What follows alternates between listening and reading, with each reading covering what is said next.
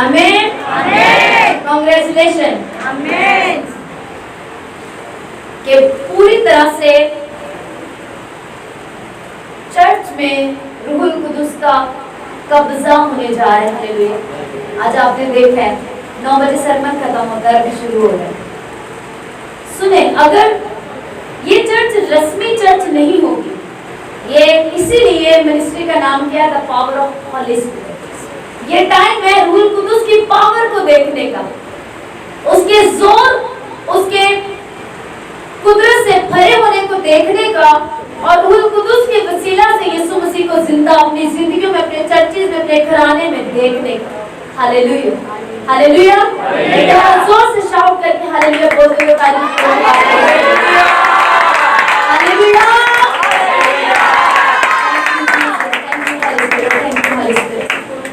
हम इसी तरह से बढ़ेंगे खुदावंद के कलाम में। अब मैं ईमान रखती हूँ कि मैं आपको सिर्फ 5 मिनट में कलाम सुनाऊंगी, जिंदगी भर वो आपके अंदर से निकलेगा। क्यों? हार्ट चेंज हो जाए। अगर उसी दिल में जैसे बहुत कुछ हो, ये सारी चीजें पकड़ी हो, हाँ, ये सारी चीजें हाथ में रखी हुई हैं और साथ सरमन हो रहा है, अच्छा ये भी पकड़ा दो, तो वो जब चुराने वाला आएगा तो वो सबसे ऊपर ही था, तो सबसे पहले कलाम भी चुरा के ले। अभी चोरी, गुनाह, लालच वो ज्यादा गहरे हैं ना अंदर, इस तरह से वो ज्यादा अंदर है, ठीक है, वो ज्यादा अंदर है। तो कलाम अभी रिसीव किया ना, तो वो इधर सबसे आखिर में, तो जैसे ही चोर आता है, वो जो ऊपर ही चीज होती है, जो क्योंकि कलाम ऊपर ही था, अभी अंदर तो गया ही नहीं था, वो चुरा के ले गया। और लेकिन जो गुनाह था, जो बदी थी, जो बुरा देखना, बुरा सुनना, कहना था, वो सब क्या है, वो अंदर ही रह गया, और कलाम बाहर ही था, वो चुरा के शरीर में गया। हालेलुया। इसीलिए हम फल नहीं ला पाते, क्योंकि जब बोया ही नहीं गया तो फल कहाँ से आएगा? बैठ जो पाएगा। जब बोया ही नहीं गया तो फल कहाँ से आएगा? कहाँ उगेगा? और फिर हम 30 गुना, 60 गुना और 100 गुना फल लाएंगे। हालेलुया। क्या आप समझ पा रहे हैं? इसलिए पूरी तरह से अपने आप को क्या करके खाली करें। ये इतना कीमती और सुंदर है कि इसे सब चीजों को निकाल के, बाइबल में लिखे यीशु मसीह ने कहा कि खुदा की बादशाही, उसका कलाम उस सुच्चे मोती, उस कीमती मोती की तरह है, जिसे जब किसी आदमी ने पाया तो अपना सब कुछ बेचकर उसे खरीद लिया। हालेलुया। सारा कुछ लुटा दिया, बेच दिया, वो कीमती मोती खरीद लिया। और दुनिया की निगाह में वो बेवकूफ है कि तू सारी प्रॉपर्टी बेच, सब कुछ बेच, तू दुनिया छड़ के बैठ गया, कलाम मगर ला गया। ये वो कीमती मोती है जिसे किसी अक्लमंद आदमी ने, बेवकूफ नहीं, वो दुनिया के हिसाब से बेवकूफ हो सकते हैं, लेकिन किसी अक्लमंद आदमी ने क्या किया? अपना सब कुछ बेचकर, यानी कि अपना सब कुछ निकाल, अपने अंदर से हर चीज निकाल दी और क्या कर लिया? उससे उस कीमती मोती को ले लिया, उसे खरीद लिया। Hallelujah, hallelujah. वारिस होंगे। गुस्से में शख्स का, फटाफट बुड़बुड़ाने वाले का, बदला लेने वाले का और कहने का साफ साफ लिखे। अगर आप बाइबल को पढ़ो, रोज अमसाल, कितने जो रोज अमसाल पढ़ते हैं? हालेलुया। कितने? मुझे हाथ दिखाना। बहुत कम। आपको पता है अमसाल की किताब में शुरू में ही लिखा हुआ है कि ये किताब नौजवानों को, या जो मसीह में नए आए हैं, मसीह में नौजवान है, ये उन्हें हिकमत देती है, फहम देती है। आप भी रोज बाइबल पढ़ते हो, लेकिन एक उस शख्स को जो रोज अमसाल की किताब को पढ़ के उसको अपने ऊपर बोलता है, उस पर गौर करता है, उस पर चलता है, उसकी हिकमत आपसे अलग होगी। क्यों? क्योंकि उस किताब के ऊपर एक नबूवत की गई है। इस किताब को पढ़ने वाला क्या पाएगा? फहम पाएगा, हिकमत पाएगा। तो जैसे ही आप पढ़ने वाले, अमल करने वाले बनते हैं, वो प्रोफेसी आपके ऊपर फुलफिल होती है। जैसे कि मुकाशवा की किताब में लिखा है, इस किताब को पढ़ने, सुनने और इस पर अमल करने वाला मुबारक है। तो कोई आपको जितना, अगर आप पर कोई लानत भी करे, वो आप पर आएगी नहीं, क्योंकि किताब कहती है कि तुम इसको पढ़ने वाले, इसको सुनने, इस पर अमल करने वाले तुम मुबारक हो। हालेलुया। तो बहुत सी इस तरह की ब्लेसिंग्स बराह रास्त हम खुदा के कलाम से पाते हैं। आज क्या कलाम है? हलीम बन, फरोतन बन। सबसे मुश्किल काम लेकिन मसीहत की बुनियाद। मसीहत जो है वो जोर जबरदस्ती का नाम नहीं है कि आप यहाँ पे आए और मैं आपको जबरदस्ती तौबा करा दूं। नहीं, तौबा करो, नहीं तो तलवार खड़ी है सिर पे। आप अपने मसीही घरों में पैदा भी हुए तब भी आपको किसी ने आके तलवार से, कोई चर्च आया, चर्च वाले आए कभी ताड़े घर के ताड़ा बेटे ने तौबा नहीं, बपतिस्मा नहीं लिया है, तौबा नहीं करता है, उसे कत्ल कर देना। मसीहत दिल में बसाने वाली बात है। हालेलुया। मसीहत मजहब का नाम नहीं बल्कि मसीह यीशु के साथ रिश्ते का नाम है। याद रखो, रूहुल कुदुस, अगर मसीहत में रूहुल कुदुस ना हो तो मसीहत भी एक मजहब है, लेकिन रूहुल कुदुस की वजह से मसीहत मजहब नहीं बल्कि मजहब से ऊपर खुदा बाप से, खालिक के साथ रिश्ते का नाम है। हालेलुया। अमाल की किताब अगर आप पढ़े, रसूलों के अमाल, तो वहां लिखे अंताकिया में जो लोग मसीह यीशु पर ईमान ले और यीशु के पीछे चलने लगे, लोगों ने उन्हें मसीही कहना शुरू कर दिया। ये मसीही मतलब मसीह के पीछे चलने वाले, पैरोकार। हालेलुया। इसीलिए अमाल की किताब हमें ये सिखाती है कि मसीहत मजहब नहीं है, मसीहत में मसीह के पीछे चलने वालों को मसीही कहा जाता है। और अगर हमने इसे एक मजहब बनाया है, इसीलिए मजहबी रसूमात में फंसे हुए, मजहबी तौर तरीकों में फंसे हुए, इबादतों के भी तरीके मजहबी बनाए हुए। 1 घंटा पहले लिखे ओके 2 गीत होंगे, फिर 15 मिनट का कलाम होएगा, फिर 2 प्रेयर होंगी, फिर होएगा, फिर आमीन ने भैया आमीन तो बात नहीं जाना। कभी भी रूहुल कुदुस के कब्जे में नहीं दिया। हमेशा क्वायर जब एक दिन पहले रिहर्सल करने आती है तो उन्हें कहा जाता है, जब आप आते हो जितने भी गीत हैं आप कंटिन्यू गीतों की प्रैक्टिस करते रहा करो, क्योंकि कुछ 6, 7, 8 गीत जितने आपने रिहर्सल किए, लेकिन आपने फिर भी पुराने गीतों को अपने जहन में रखना है और खुदावंद के रूह में अपने आप को अलर्ट रखना है। कुछ गीत ऑन द स्पॉट भी खुदा का रूह गाने के लिए कह सकते हैं। तो जरूरी है कि हम हर एक मीटिंग को खुदा के रूह के कब्जा में दे। आप करिए अपनी तरीके से। हालेलुया। आप अपनी मर्जी से चलाएं पाक रूह, सिर्फ मुंह से नहीं कि ये होली स्पिरिट की चर्च है। अगर उसकी चलने ना दे, मैं आपको बता दी आज देख मेहमान खुशी तुसी हो और तानू ताड़े वेख्या भी ना जाए, तानू कैसा लगेगा? हालेलुया। अगर रूहुल कुदुस को कब्जा ना दिया जाए तो कौन आपको आपकी प्रेयर में आपको आंसू रुलाए और आपको आपका दिल बदलने के लिए तैयार करे और आप हाथ उठा के ये तौबा करे, रो रहे हो कि मेरे दिल को बदल दे खुदा, अगर रूहुल कुदुस ना हो। हालेलुया। ये खुदा के रूह का ही काम है। वरना आपकी अम्मी ने कह के देख लिया, हस्बैंड ने कह के देख लिया, वाइफ रो रो के पेट लिया, फलाने ने कह लिया, इन्हें कह लिया, नहीं माने। लेकिन ऐसा क्या है कि एक प्रेयर में, एक वर्शिप सॉन्ग में, एक प्रेयर में बैठ के आप आंसू बहा रहे, रो रहे, कह रहे मुझे बदल दे। ये हॉली स्पिरिट। जोर से तारीफ करो खुदा के रूह की। आमीन। जो चाहता है कि हम पूरी तरह से बदल जाए और मसीहा की आमद के लिए तैयार हो जाए, वो जानता है दुल्हा बिल्कुल तैयार खड़ा है और वो नीचे ये देखता है कि कलीसिया तो तैयार नहीं है, इसलिए फिर वो और बोझ देता है और तैयारी लेता है खादिम से, तू तैयारी कर और बोझ के साथ और मुझसे भर के जाके कलीसिया को तैयार कर, क्योंकि लोग तैयार नहीं है पर दुल्हा तैयार खड़ा है आने के लिए। हालेलुया। निकालें ज़बूर 25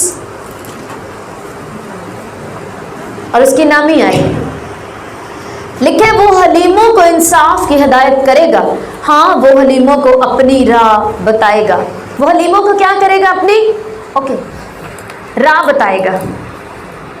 पढ़े जरा फिर से इसको, अपनी अपनी बाइबल में नोट करो सब इसको अपने पास। वो हलीमों को क्या करेगा? अपनी राह बताएगा। किसकी राह? आप प्रेयर कितने जो प्रेयर करते हैं, खुदावंद मुझे अपनी राह बता, मुझे अपनी राहों पे चला, क्योंकि मैंने अपनी राहों पे चल के बड़े धोखे खा लिए हैं, फरेब खा लिए, दुखी हो गया हूँ, दुख के अलावा कुछ नहीं पाया मैंने, जो अपनी राहें इख्तियार की या तुझसे दूर रहकर फैसले किए, कुछ नहीं मिला, अब मुझे अपनी राहें सिखा। अगर आप चाहते हैं कि वो आपको अपनी राहें बताएं तो बाइबल कहती है हलीम हो जाओ, हम्बल हो जाओ। जानते हैं पाँव धोने की रस्म क्यों की जाती है? क्यों यीशु मसीह ने पाँव धुलवाए? ताकि हम हम्बल हो, अपने आप को बड़ा ना समझे, अपने घुमंड में ना आ जाए मैं तो इतना पढ़िया और मैं तो स्क्वायर में सबसे आगे हूँ और मैं तो इधर हूँ तो मैं तो उधर हूँ और मेरा तो बाहर ही इतना रुतबा है। कभी भी अपने आप को हमने तो घर बना लिया है, हमारे पास तो गाड़ी भी है, हमारे पास तो ये भी है, हमारे पास तो वो भी है। खुदावन नहीं चाहता कि हम घुमंड करें, क्योंकि वो जानता है कि शैतान ने घुमंड किया और वो गिर गया। हालेलुया। बाइबल में लिखे हैं ज़वाल से पहले यानी कि गिरने से पहले घुमंड आता है।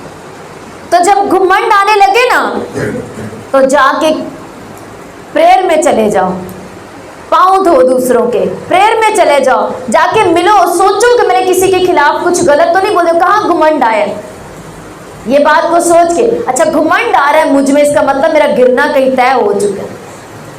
माफ़ी में चले जाओ, कुछ दिन रोज़ों में चले जाओ, प्रेयर में जाओ, खुदा के रूह से कहो खुदावंद कहाँ गलती हो गई, कहाँ मुझ में घुमंड आया, मुझे माफ़ कर। अगर मैंने किसी के साथ घुमंड से बात की है, मैं जाऊँगा माफ़ी मांगा, बहन मुझे माफ़ कर दे, भाई मुझसे गलती हो गई, मैंने तुझे गलत कह दिया, मुझे माफ़ कर दे, ताकि फ़ौरन सेट कर लें अपने आप।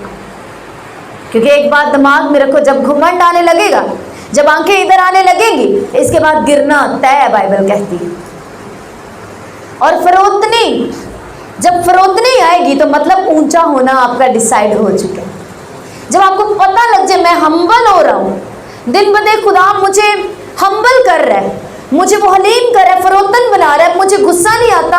अगर मैं किसी को कोई गलती से कोई बात कह भी दूँ तो मेरे अंदर बेचैनी लग जाती है कि मैं उसे माफ़ कर दूँ, खुदावंद से माफ़ी मांग लूँ, जाके उसको जाके बोल दूँ भाई मुझे माफ़ कर दे, बहन माफ़ कर दे, या हस्बैंड से कि मैंने सॉरी आपको गुस्से में बात कह दी, मुझे नहीं कहनी चाहिए थी, या हस्बैंड बोले नहीं मैंने आपके साथ गुस्से से बात कर दी, मुझे नहीं कहना चाहिए था, बहन बहन को बोले, भाई को बोले। मतलब जब हमें अंदर से एक बेचैनी होने लगे कि नहीं मैंने खिलाफ नहीं बोलना हूँ, मैंने तो खिलाफ बोल दिया, खुदावंद मुझे माफ़ कर दे, मैं चाहूँगा मैं माफ़ी मांग, जब ये चीज़ अंदर आने लगे, इसका मतलब आपका स्टैंड मसीह यीशु में, आप अगले लेवल पे जा रहे, आपका बढ़ना ग्रो करना डिसाइड हो चुके हैं, या आपका दिल चेंज हो चुका है।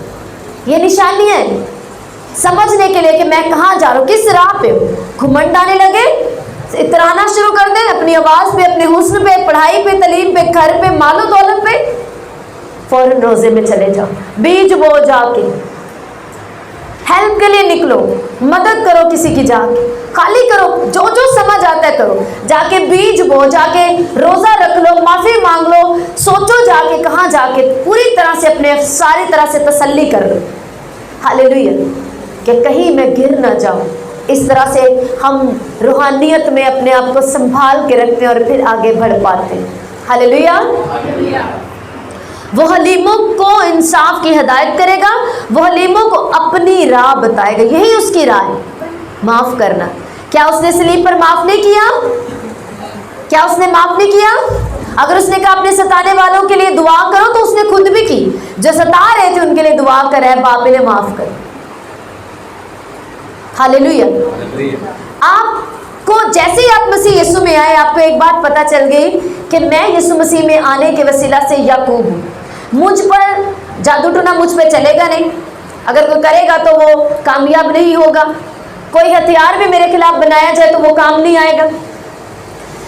मैं जब यीशु मसीह में आ गया हूँ तो यीशु मसीह में आने की वजह से मैं अब्राहम की नस्ल हूँ। गौर से सुनने आपने इस बात, मसीह यीशु में आने के वसीले में क्या हूँ? अब्राहम की नस्ल हूँ। और खुदा ने अब्राहम के साथ वादे किए, अब्राहम से कहा जो तुझे बरकत देंगे मैं उन्हें, बोलो बोलो, मैंने बरकत दूंगा, और जो तुझ पर लानत करे मैं उस पर लानत करूंगा। अब अगर कोई आपको लानत दे, आपके बारे में मंसूबे बुरे बनाए, आपके बारे में जो आप हैं नहीं वैसा फैलाए, तो अब्राहम के नस्ल से क्या वादा है? जो तुझे, बोलो, बरकत दे, खुदावंद यहोवा कहता है मैं उसे ऑटोमेटिक बरकत उसके घर में, उसकी लाइफ में, उसके हर एक हिस्से में इंटर करेगी जो तुझे बरकत देगा, क्योंकि तू मसीह यीशु का है। अगर यीशु मसीह का रूह आप में है तो जो आपको बरकत देगा, ऑटोमेटिक बरकत उसकी जिंदगी में जाएगी। और अगर आप में यीशु मसीह का रूह बसा हुआ है और कोई आप पर लानत कर रहा है, तो ऑटोमेटिक लानत उसकी जिंदगी में इंटर करेगी। अब यीशु मसीह के अंदर खुदा का रूह है। अब जो यीशु मसीह पर को लान तान कर रहे थे, तो क्या लानतें उन पर नहीं आ रही थी? समझ आ रही? इसीलिए यीशु मसीह ने कहा, बाप इनको माफ कर, ये नहीं जानते कि ये क्या कर रहे। मुझ पर लानत भेजकर ये खुद कर्ज को, लानत को अपने ऊपर ले रहे हैं, इसलिए बाप इन्हें माफ कर दे कि ये नहीं जानते कि ये क्या करते हैं। यही खुदा का रूह कहता है कि हम भी करें। खुश नहीं होना, वाह गल बन गई हुण आज तो बाद जरा मेरे ते लानत देगा ना, अपने आप लानत उहदे ते जाएगी, क्योंकि खुदा दा रूह मेरे अंदर। तो हुण तो मुश्किलां हल हो गई, मुकाबले की कोई गल ही नहीं रह गई। खुदा दा रूह अपने आप लानत उन्हां ते भेजेगा। पर आपको यीशु मसीह का किरदार पहन लो। बाइबल कहते यीशु मसीह को पहन लो। आपको प्रेयर करनी है उनके, इसीलिए यीशु मसीह ने कहा अपने दुश्मनों से प्यार करो और अपने सताने वालों के लिए प्रेयर करो, क्योंकि वो तुम पर जब लानत भेजते उन्हें अंदाजा ही नहीं कि हम उस शख्स को कर्ज कर रहे हैं, उसके खिलाफ बोल रहे हैं, उसके खिलाफ झूठी बातें फैला रहे हैं, उसको लानत दे रहे हैं, जिसके अंदर खुदा का रूह है। तो लानत मुझ पर खुद आ जाएगी। इसलिए आपको जो आप रूह से भरे, आपका काम है यीशु मसीह की तरह, ऐ बाप इनको माफ कर। क्या आपको ये रेवलेशन समझ आ रहा है? आमीन। हालेलुया। तो ये चीज आपको हम्बल करेगी, ये चीज खुदा के रूह को आप में पसंद आएगी और वो आपके ऊपर और ज्यादा अपने आप को नाजिल करेगा, ताकि आप में रहकर अपने काम कर सके। हालेलुया। ये चीज आपको हम्बल करेगी कि ऐ खुदावंद, आपको पता लग जाए कि कोई मेरे खिलाफ बोलता है, मेरे खिलाफ बातें करता है, झूठी अफवाहें फैला रहा है, मुझ पे लानत भेजता है, कुछ भी, आपका काम है कि आप सुनने के बाद अगली न्यूज़ ना पहुंचाएं। आप उसी वक्त उसके लिए बरकत मांगे और अपनी पर्सनल प्रेयर में जाके बोले बाप को, है बाप उस बहन को, उस भाई को माफ़ कर दे, क्योंकि रूहानी असूल के मुताबिक मैं जो तेरे रूह से, तेरे लहू से खरीदा हूँ, जो तेरा रूह मेरे अंदर बसता है, लानत उस पर आ जाएगी, उसे माफ़ कर दे। वो जानती नहीं है कि वो क्या कर रही है, वो जानता ही नहीं है कि वो क्या कर रहा है। हालेलुया। हलीमों को वो इंसाफ की हिदायत करेगा। हालेलुया। और वो हलीमों को अपनी राह, ये यीशु मसीह की राह है, यही राह यीशु मसीह आपको फिर बताता है कि मेरी बेटी इस राह पे चल। यीशु मसीह ने दावा किया, मैं हलीम हूँ। मत्ती की इंजील 11 बाब उसकी 29 आयत को देखो। यीशु मसीह ने कहा मैं हलीम हूँ और दिल का फरोतन। यीशु मसीह हलीम है और दुश्मनों को और सताने वालों को माफ कर रहा है, दाढ़ी नोचने वालों को, मुंह पे थूकने वालों को। हम पे किसी ने आके थूके? कभी थप्पड़ मारे सरेआम आके, मुंह पे थूके, सारी रात इस तरह से अदालतों में घसीटे, जो यीशु के साथ किया हमारे साथ किए। लेकिन यीशु मसीह ने माफ किया, कहा मैं हलीम हूं और तुम भी हलीम बनो। इस हद तक यीशु मसीह दिखा रहे कि जो कुछ मेरे साथ हुआ, अगर इस हद तक भी तुम्हारे साथ कोई कर दे तो उसे माफ ही करना है। मसीह यीशु का होते हुए हमारे पास और कोई ऑप्शन नहीं। इसीलिए सलीब की राह कईयों को दुखी लगती है। कई बार हमें लगता है कि क्या खुदा हमें अपने लोगों से प्यार नहीं करता, जो अपने लोगों को कहता तुसी बस जिंदे जाओ, और तोड़ा विरोधी, तोड़ा दुश्मन वादा जा रहा है, और ब्लैस भी होता जा रहा है, कोई बोलता नहीं, कोई दायकी नहीं करता, कोई हदिये नहीं देता, अपनी चाल चलता है खुदा के खिलाफ, फिर भी वो वध रहा है, फिर भी गड्डी लै रहा है, फिर भी कार बना रहा है, ब्लैस हो रहे, फिर भी उन्हें कोई परवाह नहीं है, और मैं सब कुछ कर रहा, फिर भी मैं दुखी हाँ। फिर भी खुदावंद मैनू कह रहा है तू कुछ ना कह, तू माफ कर। आपको इस बात का यकीन होना चाहिए कि वो सब कुछ बाइबल कहती है जो खुदावंद के बगैर है। वो दुनिया की ब्लेसिंग्स, वो दुनिया का सब कुछ जो है, खुदा से दूर रहने वाला शख्स, वो गाड़ी, वो ब्लेसिंग, वो सब कुछ जो पा रहा है, बाइबल कहती वो परमानेंट नहीं। वही बरकतें, वही ब्लेसिंग्स परमानेंट हैं जो मसीह यीशु के हाथों से निकलकर हमें मिलती हैं। जो उससे दूर जाके पाई जाती हैं वो परमानेंट नहीं। Hallelujah, hallelujah, hallelujah, hallelujah.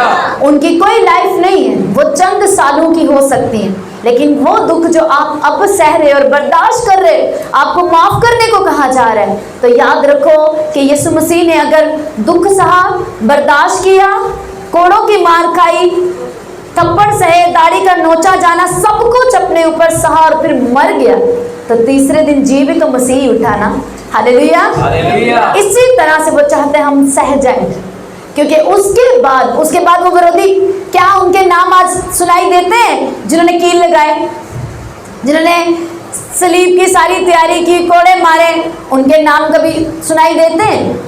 लेकिन यीशु मसीह का नाम आज भी कुदरत के साथ रहती दुनिया तक जमीन पे रहेगा और अपने जलाली काम करेगा। Hallelujah, hallelujah. और बाइबल कहती है रास्तबाज की याद भी जमीन से नहीं मिटती। जो मसीह यीशु का है, जिसमें मसीह यीशु का रूह है, उसकी याद भी जमीन से यीशु की तरह नहीं मिटती। हालेलुया, उसकी याद भी जमीन पर बनी रहती। क्यों? क्योंकि रूहुल कुद्दुस ने उसके वसीले से रहकर अपने काम किए। पीछे नस्लें याद रखती हैं। हालेलुया, जो खुदा के बड़े बड़े खादिम चले गए हैं यीशु के पास, क्या उनको याद नहीं किया जाता? किया जाता है। हालेलुया, यीशु मसीह को पकड़वाने वाले, निंदा करने वाले जो दुश्मन बने थे, उनकी कोई याद नहीं, पर यीशु मसीह की याद है।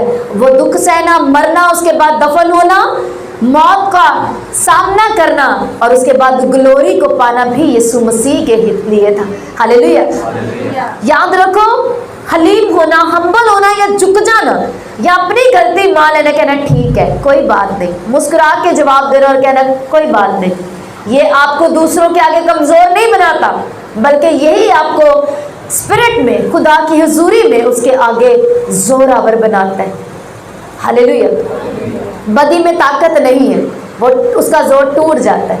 जो बदी करे, जो बुरा करे ना, उसके साथ इतना अच्छा बाइबल कहती है करो कि एक दिन उसका जोर टूट जाए और आपकी अच्छाई, आपका जो आपके अंदर रूह है, जो गुडनेस का है, जो अच्छाई भलाई करने वाला, वो जीत जाए। हालेलुया, कितना करेगा कोई? आप एक दफा बाइबल कहती है नरम जुबान हड्डी को भी तोड़ देती है। तो कितने 10 बार गुस्से से बोलेगा, गाली नहीं, आप मुस्कुरा के बोलेंगे और कुछ नहीं कहेंगे, एक दिन वो बंद कर देगा अपनी गालियां निकाल। ऐसा ही है। हालेलुया, ये बाइबल कहती है और यही सच है, और हमने भी अपनी जिंदगी में देखा है इन्हीं चीजों को। हालेलुया, हलीमों को लिखो, दो चंद रेफरेंस नोट करो जल्दी से, वेरी क्विकली। ज़बूर 147 में लिखा है, खुदावंद हलीमों को संभालता है, हलीम जमीन के बारिश होंगे। ज़बूर 74 में लिखा है, ताकि जमीन के सब हलीमों को वो बचाएगा जमीन के हलीमों को। ज़बूर 74 उसकी नामी है। अय्यूब की किताब उसके 22 बाब की 29 आयत में लिखा है, वो हलीम आदमी को, यानी कि हम्बल को, जो अपने आप को झुकाकर कलाम में ले जाता है, जो खौफ में रहने वाला है, उसे वो बचाएगा। ज़बूर 37 की 11 में लिखा है, और फिर मुबारक वादियों में भी मत्ती 5 बाब में भी लिखा हुआ है, हलीम जमीन के वारिस होंगे। गिनती की किताब में लिखा है, मूसा सब आदमियों से ज्यादा हलीम था। आप जानते हैं, मूसा की पैदाइश से पहले खुदा ने उसे चुना हुआ था कि इस्राएलियों में, मैं वेरी क्विकली बताऊंगी आपको, जल्दी से इसको नोट करना है और समझना है। जब मूसा की पैदाइश से पहले फराउन ने ऐलान किया कि सभी को मार दो, सारे लड़के मार दो। मूसा की मां ने लिखा है, बच्चे को खूबसूरत देखकर उसको छुपा लिया, 3 महीने तक छुपाया। जब मजीद ना छुपा सकी तो उसको टोकरी में बहा दिया। आपको स्टोरी पता है। हालेलुया, हाथों को उठाएं, आपको पता है? आमीन। उसके बाद जब मूसा जवान हुआ, शहजादी के महल में पलने लगा, जब वो जवान हुआ, उसे पता लगा मैं तो इब्रानी हूँ, और बाइबल कहती है उसे जैसे पता लगा मैं इब्रानी हूँ, और वो छुड़ाने के लिए गया अपने तौर पर, एक गुस्से वाला पर्सन, पूरे इख्तियार के साथ, गुस्सा उसके अंदर था, और उसने देखा कि एक मिस्री एक इब्रानी को मार रहा है, और उसने मिस्री को कत्ल कर दिया। इस गरज से कि मेरे इब्रानी भाई समझ जाएंगे कि खुदा ने मुझे इनके छुड़ाने के लिए मुकर्रर किए, और उस मिस्री को रेत में दबा दिया और चला गया। अगले दिन दो इब्रानी यानी कि यहूदी लड़ रहे थे आपस में। उसने आकर उनको कहा कि आपस में नहीं लड़ो, तुम भाई भाई हो। तो वो गुस्से से खड़े होकर उसको कहने लगे, अच्छा तू हमें भी मार देना चाहता है? कल तूने उस मिस्री को मार दिया, रेत में दबा दिया, और तुझे लगा किसी को नहीं पता। जब मूसा ने ये सुना तो वो डरा और भाग गया, मिद्यान को बियाबान में भाग गया। 40 साल खुदा ने उसे भेड़ बकरियों को चराने वाला एक चरवाहा बना दिया। उसे इतनी भेड़ों के साथ रख के उसकी तैयारी करवाई, बियाबान में उसको अकेले रख के। जब 40 साल के बाद वो आया, पूरी तरह खुदा उसे तैयार कर चुका था। और उस शख्स के बारे में जिसने एक शख्स को उसके इसलिए कि इसने एक इब्रानी को मारा, उसको कत्ल कर दिया, इतना गुस्से वाला शख्स, जब 40 साल के बाद तैयारी करके खुदा लाया, तो बाइबल उसके बारे में एक बिग स्टेटमेंट देती है, गिनती 12:3 में, कि मूसा सब आदमियों से ज्यादा हलीम था। हालेलुया। जब वो पूरी तरह से हम्बल हो गया, हलीम हो गया, इतनी बर्दाश्त उसमें आ गई, क्योंकि खुदा जानता था मैंने इसके वसीले गिनती 12:3, खुदा जानता था कि मैंने इसके वसीले एक बड़ी कौम को छुड़ाना है, और जब वो लोग इसको तंग करेंगे, अगर ये गुस्से वाला होता तो ये कत्ल ही करता रहेगा। जिसने नहीं सुनी उसको सजा देगा, मारेगा। लेकिन खुदा उसको तैयार करके लाया, हम्बल करके लाया। सहने वाला एक चरवाहे को बहुत हम्बल होना पड़ता है, बहुत ज्यादा बर्दाश्त करने वाला। कलीसिया छड़ जा सकती, पर वो चरवाहा अपनी पोजीशन छाड़ के नहीं जा सकता। हालेलुया। खुदावन ने उसे हम्बल किया इन 40 सालों में, गडरिया बना के हम्बल किया, और फिर उसे एक बड़ी कौम उन्होंने तंग भी किया, और इतना हम्बल हो गया कि जब वो सताते थे, खुदा के खिलाफ जाते थे और मूसा के खिलाफ बुड़बुड़ाते थे, तो मूसा गिर के दुआ करता था, खुदा इन्हें माफ कर दे, अगर तूने इन्हें माफ नहीं किया तो मेरा नाम भी किताबे हयात से मिटा दे। इस कदर वो हम्बल और उन लोगों के लिए खड़ा हुआ और प्रेयर करने वाला पर्सन उनके लिए था। हालेलुया। कितनों को बात समझ आ रही? अगर आप खुदा के लिए इस्तेमाल होना चाहते हैं और चाहते हैं कि मैं खुदा की मर्जी को पूरा करूं, वो मुझे अपनी राहें बताए और मुझसे खुदा काम ले, वो नहीं लेगा। वो सख्त दिल वाले से जिसे बर्दाश्त नहीं है, जरा बस जल्दी ना गुस्सा कर दे और सब कुछ कर दे, वो हम्बल नहीं हो। देखो खुदा उन काम नहीं लेता, उसको हम्बल चाहिए। हलीम लोग जमीन के वारिस होंगे, हलीम उसके साथ उसकी बादशाह में काम करेंगे, क्योंकि वो खुद हलीम है। वो कहता है मैं हलीम और मैं दिल का फरोतन, हम्बल हार्ट हूँ मैं। तुम भी हम्बल हार्ट बनो। यही मसीहत है कि यीशु मसीह ने जो किया वही हम करें, तो हम रियल क्रिश्चियन हैं। सबसे पहला बड़ा टारगेट अपनी जिंदगी का बनाओ, मुझे क्रिश्चियन बनना है। हम कहते हैं बड़े होकर क्या बनना है, ये बनना है, वो बनना है, मैंने मुबशर बनना है, मैंने ये बनना है, मैंने डॉक्टर बनना है, और मैंने क्रिश्चियन बनना है, रियल क्रिश्चियन, असरदार मसीही जो दूसरे की जिंदगी पर असर डाले। हालेलुया। मैंने रियल क्रिश्चियन बनना है। इसको नेक्स्ट टाइम इधर हॉल में नहीं बैठने देना। हालेलुया। जो रियल क्रिश्चियन मैंने बनना है, जो असरदार। अंताकिया के लोगों ने नहीं कहा अच्छा हम ऐसा ग्रुप बनाते हैं, हम यीशु मसीह को मानेंगे ना तो हम बताएंगे कि हम लोग मसीही हैं। वो यीशु मसीह की इस तरह तालीम की पैरवी करने लगे कि लोग उनको मसीही कहने लगे। आप इस तरह से चलो, इस तरह से अपने मसीह के किरदार में कि आपको कोई बोले ये नई पैदाइश पाया हुआ मसीह है, ये क्रिश्चियन है। क्रिश्चियन वो नहीं जो क्रिश्चियन घर में पैदा हुआ है, क्रिसमस ने जोश चाह के थे, हर बुरा दुनिया का काम करके तो यीशु मसीह का बर्थडे मना रहे हैं। वो क्रिश्चियन नहीं है। वो क्रिश्चियन है जिसने दुनिया के एतबार से मर कर मसीह यीशु को, दुनिया को, अपने यीशु को किरदार को पहन के दिखा रहा है ना, वो मसीही। हालेलुया। कितनी चर्च में कितने जो लोग जो फास्टिंग कर रहे हैं, 14 दिन की फास्टिंग के लेकर कौन कौन कर रहे हैं? जो नहीं कर रहे हैं आपने शुरू करना है। थोड़े दिनों में आपको शेड्यूल दिया जाएगा, जब कुछ देर आप आके चर्च में प्रेयर कर पाएंगे। हालेलुया। इन दिनों में आपको रोज़ों में रहना है, ताकि आप इतने भी शॉपिंग में और इतने दुनियादारी में खो न जाए, ब्याह शादी अटेंड करने में और शॉपिंग करने में और तैयारियों में, कि जिसके लिए सेलिब्रेशन करनी है उससे कोसों मील दूर चले जाए। और फिर एक्सीडेंट करा के और हादसा करा के रूहानी जिंदगी खत्म करके सब कुछ तबाह करके तो फिर आके चर्च में रोते हो, पाकरू फिर माफ कर दे, फिर मैनू पार दे। ऐसा नहीं करना। Hallelujah, hallelujah. अपने सरों को झुकाओ और अपनी आंखों को बंद करो। Yes, hallelujah. हाथों को उठा लो।